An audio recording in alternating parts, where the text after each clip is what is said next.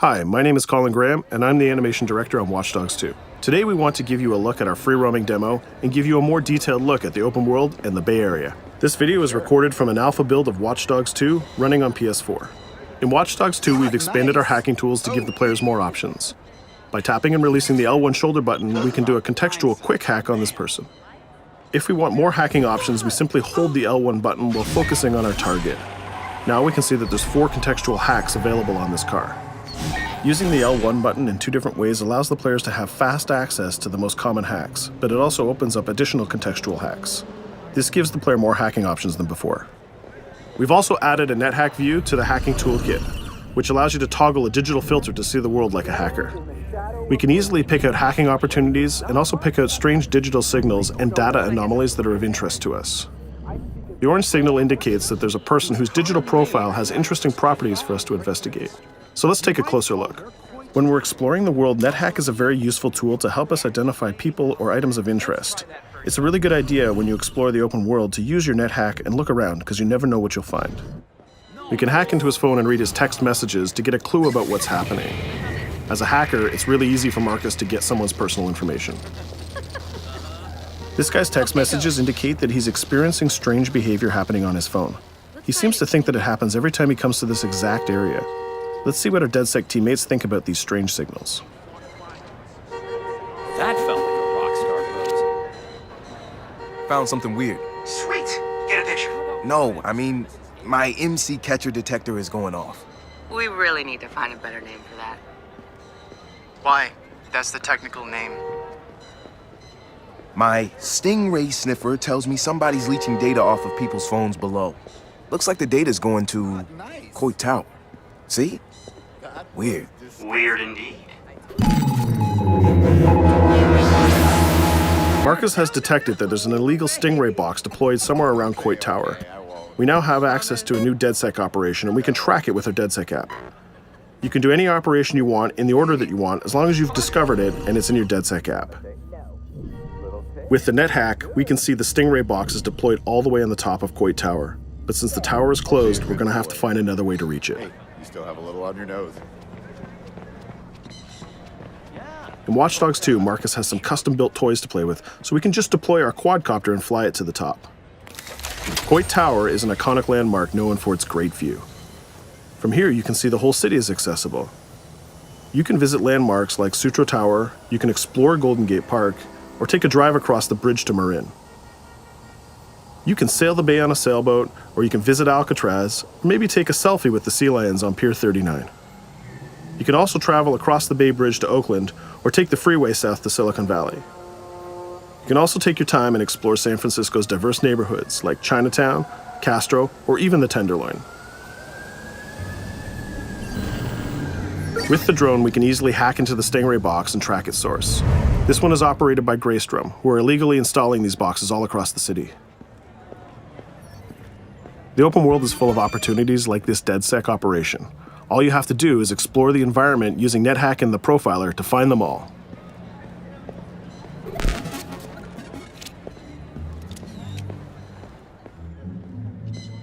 There we go. This one has a breadcrumb trail I can follow.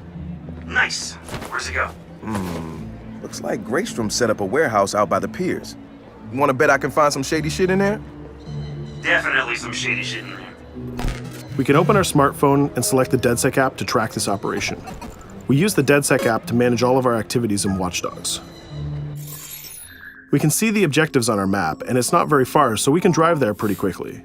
The Noodle Map app can be used to locate different landmarks and areas of interest. The entire Bay Area is yours to explore from the very beginning of the game, so you don't need to unlock anything. There's also a shop on Pier 39 where we can customize Marcus's outfit, and there's some other open world activities we can check out along the way too. Let's take this car and head down to the waterfront. Cars are particularly vulnerable to a hacker like Marcus, and you can acquire a skill that allows you to simply unlock any car in the game with your phone.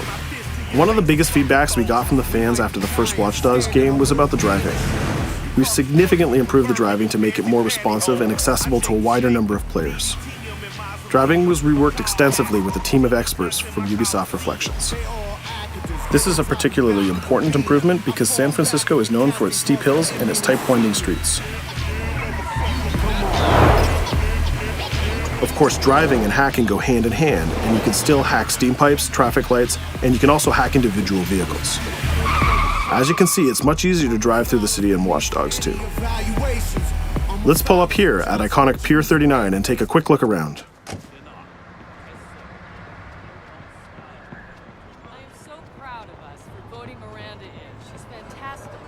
Up ahead is a clothing store, so let's go give Marcus a new look. Each clothing store has the style of the people who live in that area, so as you travel around the world, you can start to build a wardrobe that's as diverse as San Francisco itself.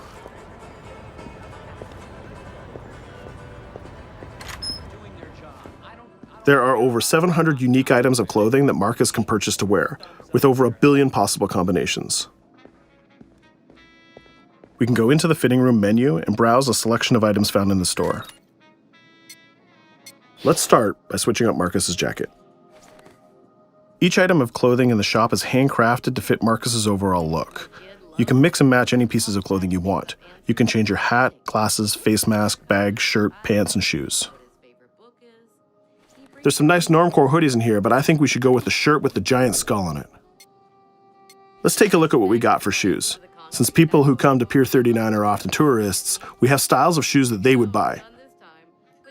We can go with these comfortable gator shoes or maybe some open-toe sandals. Or if you really want to make a statement, you can buy the awkward socks and sandals combo.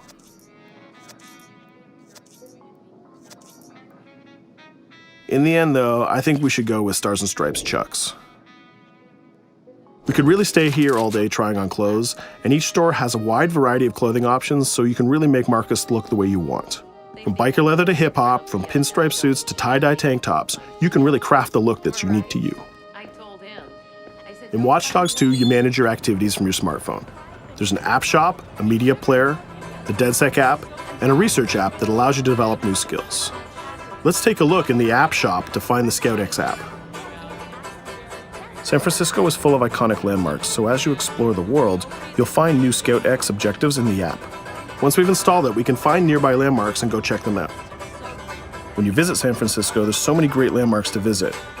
The Scout X app will be like your tour guide in Watch Dogs 2. We're right near the crab statue on Pier 39, so let's go to that one right now.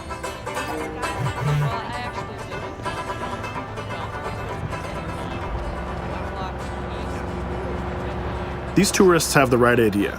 We'll just pop open our phone and select our camera and take a picture of this giant crab. Let's make it a selfie and use the California Vibe filter.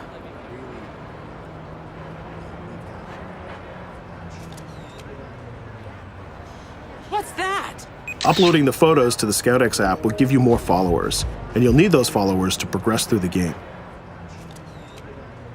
So we had a look around and we bought some new clothes, but let's get back on track and head to that next pier, and we'll take care of that stolen data at the Greystrom site.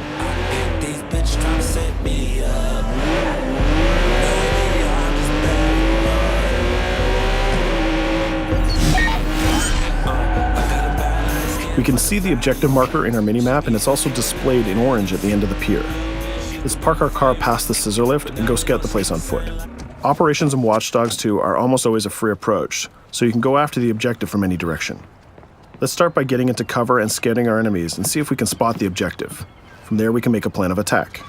We can launch our drone and scout the area. We can use our NetHack view to see that there are guards patrolling the rooftop, and the objective is in a small office.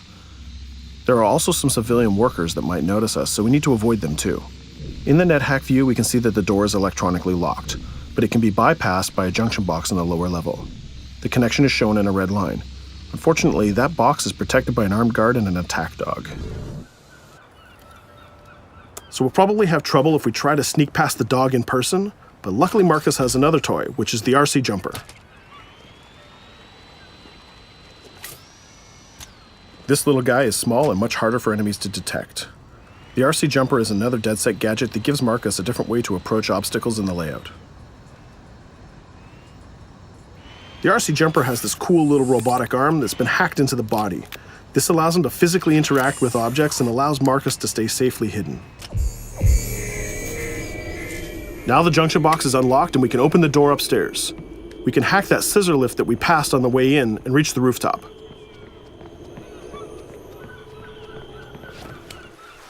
By hacking into the OS of the scissor lift, Marcus can take remote control of it.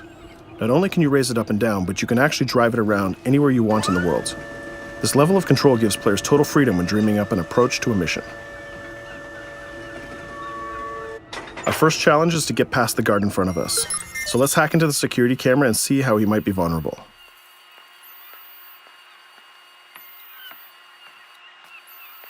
There's an industrial air conditioner unit that we can hack. We can set it to explode when the guard comes close, and we can hack it to attract the guard with a strange noise. The guard will go investigate the noise and walk straight into the trap we set.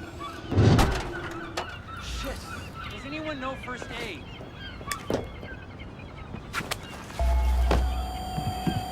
And just like that, we've taken out the guard, created a distraction, and slipped into the compound.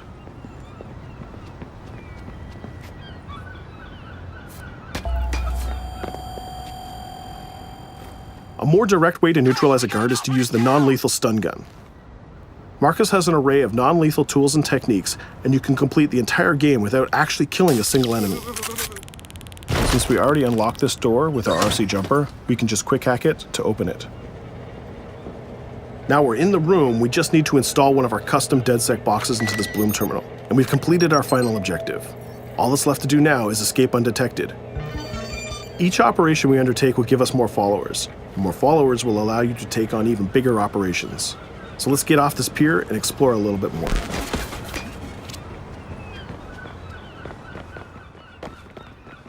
Tell me you fucked up their hardware? I left an expensive little present in their system, and they're going to pay for it. Damn, you sound like Jimmy Siska. Hell yeah!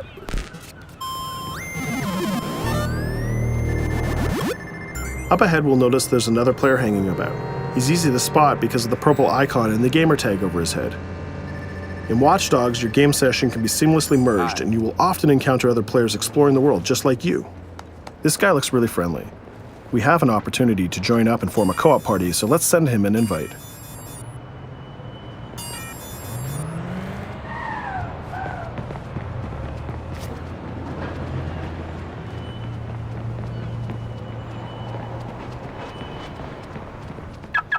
Now that we're joined in a session, we can complete co-op missions together and take on even bigger and tougher targets. 2 hackers are better than 1.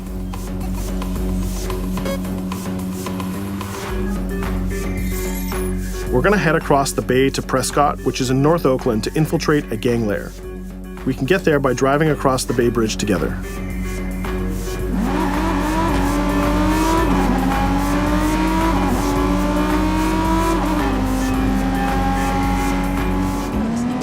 Alright, we can see that we're in a much different neighborhood than before. This is Prescott, a subdistrict of North Oakland, and the location of our next co-op operation. With our partner, we can go together and activate this mission.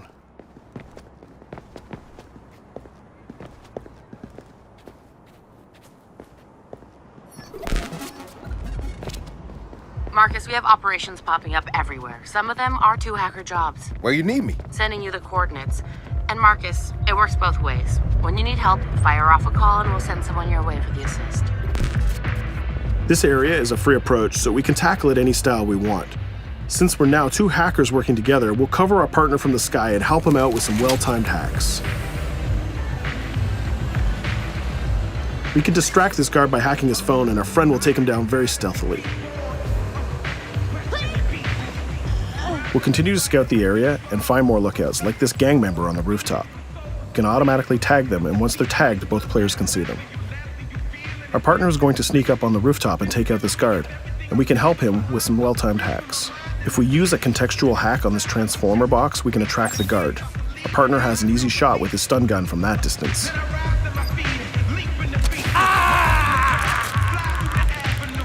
Using the NetHack view again, we can see that there's a lockbox connected by red connection lines to a room on the other side of the compound. Inside this room, we see our 2 targets meeting up, and it's a perfect place to take them down simultaneously. We need to get that box unlocked and get into that room. As we continue to scout this area, we can see this compound has a lot more guards than the last one, and they look very heavily armed. We'll need to take care of these guards if we get detected. There's also a car parked in the garage, so we might need that to escape later. Let's go back to our friend and get him to disable that junction box so we can unlock the door to our target. The drone has a lot of flexibility and it's small and hard to detect, but the trade-off is that you can't physically interact with objects like this junction box. But it's not a problem for our man on the ground to do that for us. The signal lines have changed from red to blue, so now we know that we can open the doors and get to our targets. Scouting phase is done, so let's get up on that rooftop with our partner and get close enough to neutralize these enemies. We can hack these junction boxes and set a proximity trigger on them. They'll explode if an enemy passes through them, but they won't be triggered if we pass through them ourselves. We can also deploy electroshock mines from our inventory, and they're fully hackable too. It's a good idea to leave traps for your enemies in case they try to flank you. Our partner is camped out by the door ready to rush into the room, but we're going to create a distraction first. We'll get into position behind these crates, and this time we'll launch our RC jumper. Once our partner opens the door, we'll zip in and create a distraction.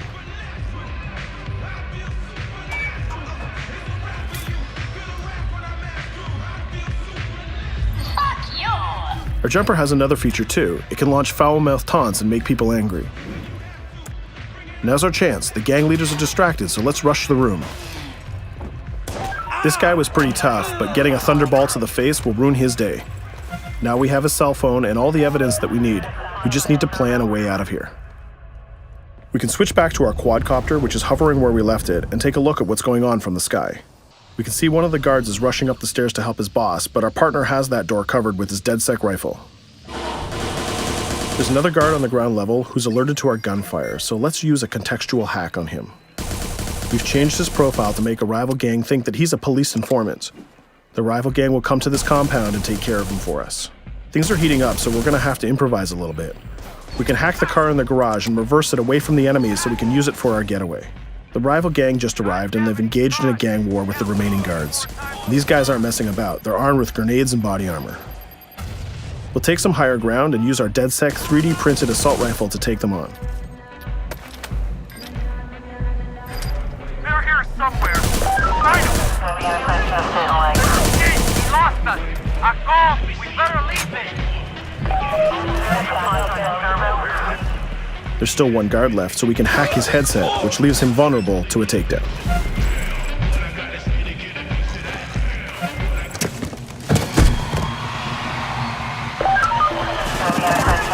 Let's take our stolen ride and get out of here before cops show up. And just like that, we're home free. We took down both gang leaders, we got the evidence we needed, and we triggered a gang war, and we escaped without getting killed. That's teamwork. 2 hackers and 1 successful DedSec operation. Let's take a minute to talk about a brand new multiplayer PvP event called Online Bounty. When the player commits a crime, the police will respond and pursue the player until he can escape from the police. We call that the felony system. While you're in the felony, a bounty event can occur. A bounty event allows up to 3 other online players to join the pursuit and try to kill the player for as long as the felony lasts. As the target player of the bounty, your objective is to evade the felony and the pursuing players. Rewards are given for neutralizing the hunters. And the objective of the hunters is to neutralize the target player. Bounty is a seamless PvP event that's triggered by your player style and how you interact with the police. If you are the type of player who's always in conflict with police, you'll have a higher chance of having a bounty placed on you. But if you can neutralize the hunters, you'll get additional rewards. I hope you've enjoyed our walkthrough of the open world of Watch Dogs 2, and I hope to see you online November 15th.